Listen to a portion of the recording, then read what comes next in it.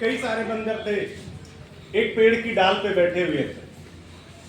वो पेड़ जो था वो नदी के किनारे था और डाल पे बैठ करके वो मौज मस्ती कर रहे थे, सब अपना उछल कूद रहे थे इधर उधर। अचानक उनको एक आकाशवाणी सुनाई पड़ती है और आकाशवाणी इतने कहती है कि जो बंदर अभी नदी में कूद जाएगा वो एक सुंदर राजकुमार बन के निकलेगा और उसकी शादी इस राज्य के राजा की पुत्री के साथ हो जाएगी और पूरा राजपाट उसको मिल जाएगा, क्योंकि इकलौती राजकुमारी। इतना सुनना था नहीं कि वो बंदर जो है, एक बंदर उसमें झट से कूद पड़ा और जैसे वो कूद पड़ा, जब पानी से बाहर निकला तो देखा वो आकाशवाणी सत्य हो चुकी थी। एक खूबसूरत नौजवान लड़का के रूप में वो बाहर निकला।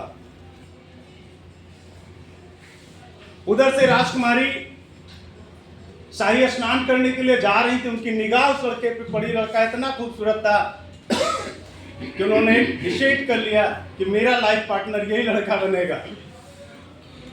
वो जा करके अपने पिताजी से बताएं कि वही लड़के से मैं शादी विवाह करूंगी, बाकी कोई स्वयंवर में नहीं रचूंगी। उस लड़के को बुलाया गया। राजा ने कहा तुम्हें मेरी पुत्री ने पसंद कर लिया है। उसने कहा तुम्हें जानता था, ही तो आकाशवाणी हुई थी। तो कहा अगर जानते थे तो फिर ठीक है, इस तारीख को तुम्हें बारात लेके आनी है और शादी हो। अब वो लड़का सोच रहा था बाराती किसको ले चलूं, क्योंकि उसके सारे पुराने साथी तो कौन थे, बंदर थे, वही सारे बंदर। तो उसने क्या किया कि बारात के दिन पे सारे बंदर दोस्तों को निमंत्रण दिया कि बारात चलना है। तो उसके सारे बंदर दोस्त उसकी बारात जाने लगे, लेकिन जो दोस्त होते हैं बड़े वाले होते हैं।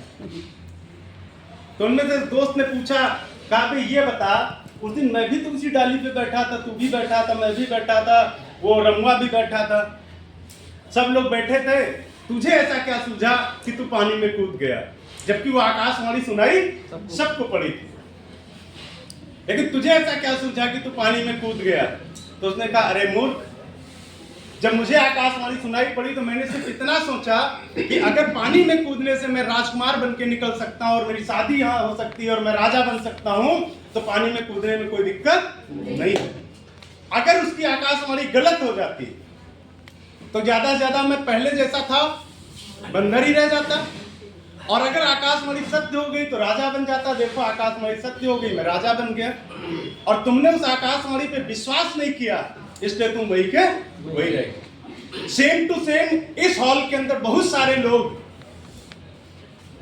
आएंगे, कहानी सुनेंगे, कुछ लोगों को विश्वास होगा और वो राजा बन जाएंगे, और कुछ लोगों को विश्वास नहीं होगा।